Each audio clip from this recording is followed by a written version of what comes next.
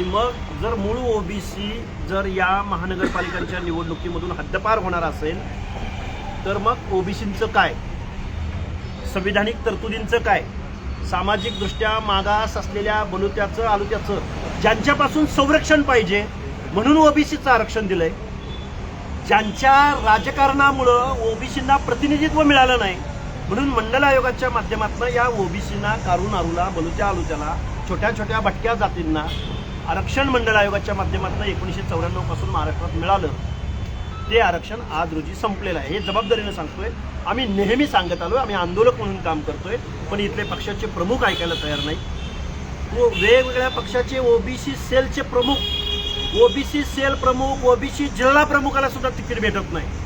आणि काय झालंय, पुणे पिंपरी चिंचवडच्या उमेदवारीवरती आम्ही नजर फिरवतोय. आम्ही एक साधारणपणे मोगमपणे मी तुम्हाला नावं सांगतो. 19-20 होतील. बहिरट विरुद्ध वाघेरे, वाघेरे विरुद्ध बहिरट, धनकवडे विरुद्ध कदम, बेलदरे विरुद्ध मोरे, जगताप विरुद्ध काटे, काटे विरुद्ध मोरे, टिंगरे विरुद्ध पटारे, बालवडकर विरुद्ध वांजळे. म्हणजे एका पक्षानं कुणबीला कुणबीला उमेदवारी दिली की दुसरा पक्ष कुणबीलाच उमेदवारी देतो. म्हणजे ज्यांच्या हातामध्ये मनी मसल पॉवर आहे त्यांना तिकीटं वाटली जात आहेत.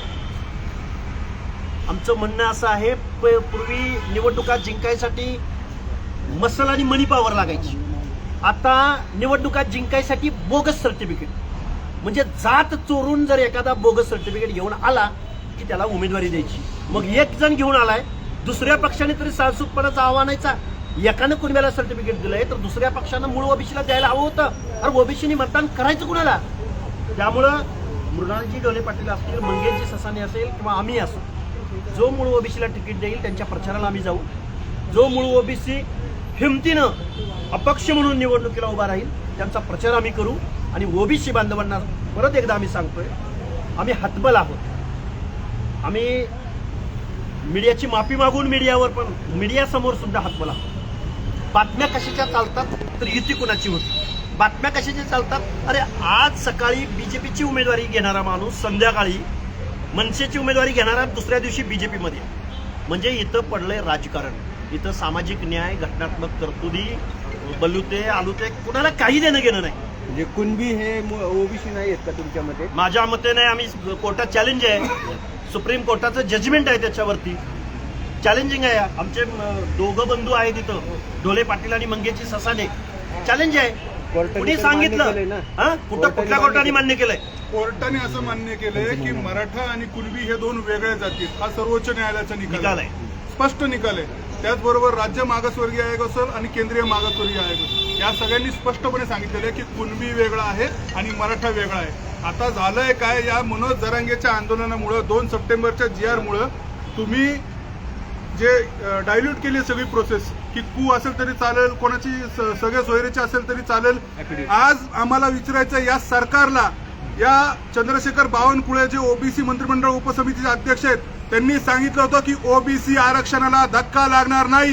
जरा या रस्त्यावर ग्राउंडवर या आणि ह्या महानगरपालिका असतील, या नगर परिषद असतील, या पंचायत समिती असतील, याच्यामधलं तिकीट वाटप बघा आणि आम्हाला समजून सांगा कसा धक्का लागत नाही. अरे धक्काच नाही, पूर्ण ओबीसी समाजाचं आरक्षण गेलेलं आहे, हे आम्ही छाती ठोकपणे सांगतो. आणि आता आम्हाला हा प्रश्न पडतोय की स्वातंत्र्याचं झालं काय, आमच्यापर्यंत आलंच नाही. जर 50% समाज या लोकशाही प्रक्रियेतनं तुम्ही बाहेर काढणार असाल, त्यांना मारून टाकणार असाल, त्यांची संधी संपवणार असाल, तर या जी आपली आहे व्यवस्था, याला लोकशाही म्हणता येईल का? तर लोकशाहीचं खून करण्याचं काम हे राजकीय पक्ष करत आहेत. राज्य घटनेचं काम, खून करण्याचं काम हे पक्ष करत आहेत. आता तुम्हाला तिकीटं द्यायची द्या, पण आता आम्ही चॅलेंज करून या सगळ्यांच्या पाठीमागे लागणार आणि ज्यांनी खोटं दिलेलं आहे या सगळ्यांचा आम्ही यांचा पुरवठा करणार आणि यांना त्याच्यातनं बाद करण्याचं काम करणार. कोर्टात चॅलेंज करणार का? 100% प्रत्येकाचं चॅलेंज करणार. या संदर्भामध्ये हे सगळं चालू झालं ते 2004च्या GR नुसार. आता तुम्ही प्रश्न विचारला की कुणबी हे ओबीसी नाहीत का? कुणबी ओबीसी आहेत, मराठा कुणबी हे ओबीसी नाहीयेत. इकडे गावगाड्यामध्ये तुम्ही अख्ख्या पुण्याच्या आजूबाजूला हिंजवडी, वारजे, तुमची दायरी, कात्रज, खराडी सगळीकडे जर बघितलं तर मग हे वांजरे, बेलदरे, तुमचे पठारे, तुमचे गलांडे, अहो हे सगळे पाटील, हे सगळे देशमुख, हे सगळे सरदार, आणि तुम्ही आता इलेक्शन आली आहेत आमच्या 44 जागा, तुम्हाला आहे ना ओपन मधनं लढायला, आमदार तुम्ही आहे, खासदार तुम्ही आहे, पक्षाचे सगळे मुख्य तुम्ही आहे, तरी पण काय करायचं, एखादी जागा आली तिथं तुमचा कुठला पै पाहुणा नसला की त्याला बोलवायचं, त्याचा पक्षात प्रवेश करून घ्यायचा. देवेंद्र फडणवीस, देवा भाऊ, तुम्ही म्हणता आम्ही मूळ ओबीसीला प्राधान्य देऊ, तुमचे खालचे पदाधिकारी काय करतात, तुमचे मुरली मोहोळ काय करतात, ते या मुरली मोहोळ, गणेश बिडकर, धीरज घाटे यांनी काय केलंय, सगळे पै पाहुणे तुम्ही पक्षामध्ये घेतलेत आणि ओबीसीच्या जिथं जिथं जागा आरक्षित आहेत तिथं तिथं तुम्ही त्यांना डावललं एकतर, किंवा दुसऱ्या पक्षात प्रवेश करून दुसऱ्या पक्षातनं त्यांना हे केले.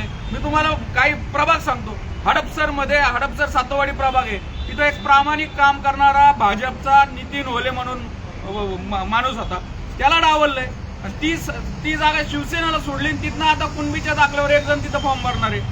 मोहम्मदवाडीमध्ये 30 वर्षापासून भाजपचं काम करणारे जीवन जाधव, त्यांना डावललंय आणि कुणबी दाखला काढलेला ना आता 1 वर्षापूर्वी पक्षामध्ये आलेल्याला तिकीट दिलेलं, एबी फॉर्म दिला पहाटे. पिंपरी चिंचवडमध्ये वेगळा नाही, पिंपरी चिंचवडमध्ये मग ते महेश लांडगे असतील, लक्ष्मण जगताप असतील, काटे असतील, यांनी काय केलंय, अहो तिथं पिंपरी चिंचवडमध्ये भाजपा युवा मोर्चाच्या अध्यक्षा रोहिणी रासकर, अहो तुमच्या ओबीसी सेलच्या अध्यक्षांनाच डावलले ओबीसीची जागा आरक्षित असून. एनसीपीने काय वेगळं नाही केलं. विशाल जाधव म्हणून आमचा भटक्यांचा एक चांगला तिथं काम करतो, तो तिथला एनसीपीचा लीगल ओबीसी सेलचा अध्यक्ष, त्याचं तिकीट डावले कुणब्याला दिले. म्हणजे तुम्ही फक्त तोंडावर सांगायचं पुरोगामी महाराष्ट्र आहे, आमचा डीएनए ओबीसी आहे, ओबीसी अन्याय होऊन नाही देणार, आणि तुमचे खालचे पदाधिकारी त्यांच्या पै पाहुण्यांना पक्षामध्ये प्रवेश करून घेणार, आमच्या जागा अडपणार. कसला तुम्ही न्याय देता? तर आम्ही आता शांत बसणार नाही. ज्यांच्या ज्यांच्या अन्याय झालेला आहे ते अपक्ष जे उभे राहतील त्यांच्यासाठी आम्ही तिथं जाणार. जेव्हा आमच्या जागेवर कुणबी म्हणून आलेलं त्याला तर पाडूच, पण त्याच्याबरोबर मग त्या पक्षांनी जर अन्याय केला त्याची ओपनची जागा पण आम्ही ओबीसी पाडणार. एक पण ओबीसीचं मत त्यांना मिळवून देणार नाही, याची खबरदारी आम्ही नक्की घेऊ. तुम्ही बोलता एक, करता एक, त्यामुळं नक्कीच ह्या सगळ्या पक्षांचे प्रमुख इकडे वेगळी भूमिका घेत असतील, पण इथं लोकल लेवलला तुमचे पदाधिकारी काय करतात ते. पुण्यातली तर भाजपा, मी तर मजपा होणार आहे, मराठा जनता पार्टी दिसते आता. तुम्ही तिकीट बघा, एनसीपीचं पण तेच आहे. मग आम्ही फक्त सतरंजा उचलायच्या, आम्ही फक्त झेंडे घ्यायचे, रॅलीला जायचं, सेलचा अध्यक्ष द्यायचं, नंतर म्हणायचं इलेक्टिव्ह मेरिट. अहो आमचं इलेक्टिव्ह मेरिट आमच्याकडे खर्च करायची परिस्थिती नाहीये, म्हणून तर आरक्षणाची तरतूद आहे ना. आणि तुम्ही काय करताय, कुणबी म्हणून सगळ्यांना ओबीसीतनं फक्त माहिती घ्या. आता ओबीसीच्या जागेवर कुणबी दाखला सोडून दुसरा कोण आलेला आहे. म्हणजे मला म्हटलं ते ओबीसींना जर मूळ ओबीसींना जर जागा घेतो तुम्ही कुठल्याही पक्षाचं प्रचाराला जाणार, म्हणजे कुठल्याही पक्षाचा मूळ ओबीसीच्या मागे आम्ही कायमच आहे. आम्ही कुठल्याही पक्षाच्या व्यासपीठावर जाण्या येण्याचा प्रश्नच नाही, मूळ प्रचाराला जाणार की प्रश्नच नाही जाणार. तर पुढे जर एखादा पक्ष जर कुणबीला सर्टिफिकेट देत असेल तर आम्ही त्या मूळ ओबीसीला वाचवायला जाणार ना. त्यामुळं हे बघा, बरं मला एक सांगा, ओबीसी प्रवर्गामध्ये फक्त कुणबी येतो का? फक्त कुणबीला सर्टिफिकेट उमेदवारी देता तुम्ही, बाकीच्यांच्या मताचं काही देणं घेणं नाही तुम्हाला. फक्त ओबीसी म्हणजे एक कुणबी. अरे 450 जाती शेकडो वर्षाच्या कालावधीमध्ये ज्यांना दुय्यम वागणूक दिली गेली, म्हणून तर मंडळ आयोग 94 साली इम्प्लिमेंट झालाय. आणि तेही तुम्ही निव्वळ हा एक खूप मोठं षडयंत्र आहे. षडयंत्र हा गुळगुळीत झालाय शब्द. हे कट कारस्थान आहे, कट कारस्थान. ओबीसीचं आरक्षण, ओबीसीचं राजकीय नेतृत्व पायामध्ये छाटायचं, दुसरा छगन भुजबळच निर्माण होऊन द्यायचा नाही, गोपीनाथ मुंडे निर्माण होऊन नाही द्यायचे, गोपीचंद पडळकरच निर्माण होऊन द्यायचा नाही, की जेणेकरून परत ही महाराष्ट्राची सत्ता एका जाती केंद्रित होईल. आणि याला या सगळ्या पक्षातले प्रस्थापित नेते, स्थानिक लेवलचे, ज्यांच्याकडे तुम्ही सोपवलंय तिकीट द्यायचं, हे सगळं करतात ते. तर मग देवेंद्र फडणवीस असतील, शरद पवार असतील, अजितदादा असतील, तुमचे एकनाथ शिंदे असतील, त्याच्यानंतर उद्धव ठाकरे असतील, यांनी खाली लक्ष घालावं. तुमचे पदाधिकारी काय करतात ते, ओबीसींना न्याय देतात का? अजिबात नाही. तेही त्याच्यातच सामील आहे. नाही, याच्यामध्ये असं आहे की ओबीसी समाजाचा जो विषय चाललाय, आता आपण वोट चोरीचा विषय बघितला, आमचं स्पष्ट म्हणणं आहे की सगळे पक्ष मिळून जात चोरी आणि आरक्षण चोरी करत आहे आणि याला आमचा तीव्र विरोध आहे. न्यायालयीन लढाई आम्ही लढतच राहू आणि ओबीसी समाजाला न्याय दिल्याशिवाय कुठेही आम्ही सगळे शांत बसणार नाही. याच्यामध्ये एक सगळ्यात महत्वाची गोष्ट सांगायची आहे, ह्या ज्या ओबीसीचं 27% आरक्षण हे प्रस्थापित झालं ते घालवलं होतं विकास गवळी केसमध्ये. भाटिया कमिशनने आमचं निम्म्याच्या वर कमी केलं होतं. अहो ती लढाई कोणी लढली? ती लढाई लढली आम्ही, सुप्रीम कोर्टात लढलो आम्ही, ओबीसी आरक्षण टिकवलं आम्ही. आरक्षण टिकवलं आम्ही. आणि फायदा घेतात आणि तुम्ही. फायदा घेतात हे जात चोर कुणबी. लग्नपत्रिकेत पाटील, देशमुख, सरदार टाकायचं आणि इथं आमच्या वडाऱ्याचं तिकीट घ्यायचं. आमच्या तिकडे त्या दिघी मधल्या एखाद्या शिंपी समाजाच्या एखाद्या महिलेचं तिकीट घ्यायचं. अरे लाजा वाटून द्या तुम्हाला. अहो भाजपमध्ये गेली कित्येक वर्ष काम करणारा डवरी, दिगंबर डवरी, त्याला सुद्धा तिकीट मिळेल का नाही अशी परिस्थिती आहे. इकडं मार्केट आहे वरती. आता प्रश्न की मराठा समाज राहिलाय का महाराष्ट्रामध्ये?